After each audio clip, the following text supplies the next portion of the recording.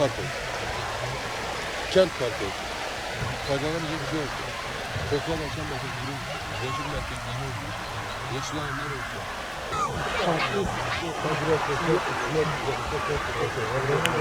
Selamünaleyküm.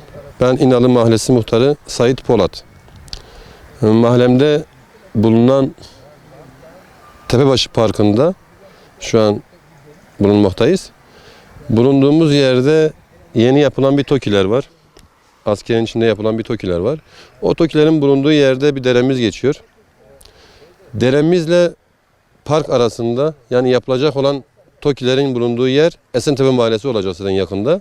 Ve burası çok kalabalık bir mahalleye dönüşüyor. Yeni açılacak imarla beraber gerçekten Bingöl'ün en kalabalık bölgesi haline geleceğiz. Bundan dolayı biz bu deremizi Bingöl'ümüze, mahallelerimize kazandırmak istiyoruz.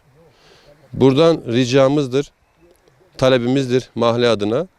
Burayı doldurup insanlara kent park gibi, Bingöl'de bulunan kent park gibi güzel bir alan meydana gelmesini talep ediyoruz. Vatandaşlarımız bunu sürekli bize iletiyor. Biz de size iletmek istedik. Bununla ilgili ne yapabiliriz, ne edebiliriz? Bunu daha görüşeceğiz, daha gidip geleceğiz. Ama insanların bilmesini istiyoruz. Veya gerekli kurumların bilmesini istiyoruz. Biz buradaki Tepebaşı Parkı'nın hemen altındaki derenin ıslah edilip, kapatılıp, buranın komple dolgu haline gelip, kent park gibi çok büyük bir alana sahip olmasını istiyoruz.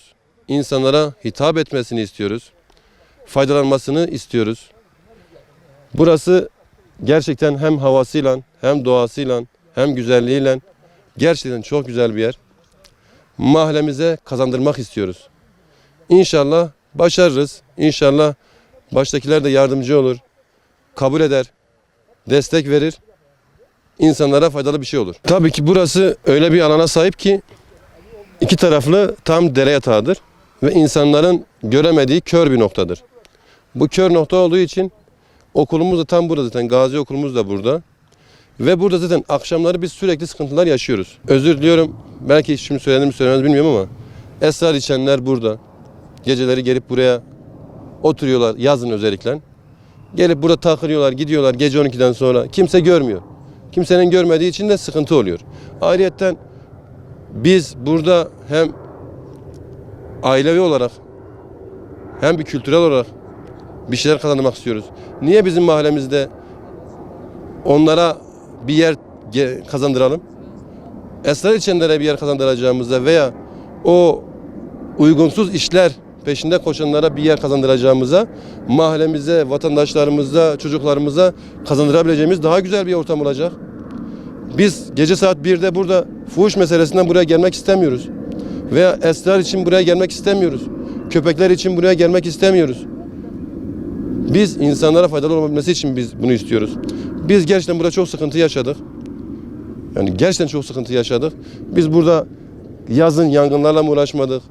Gelip ateş yakıp yangın yakanlarla mı uğraşmadık? Buraya gelip fuhuş yapanlarla mı uğraşmadık? Gece içki içip buraya gelenlerle mi uğraşmadık? Biz burada komple vatandaşlarımızın, gerçekten söylüyorum, gerçekten vatandaşlarımızın kazanabileceği bir ortam olsun.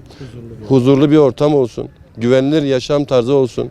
Çünkü artık burası gerçekten çok büyüdü.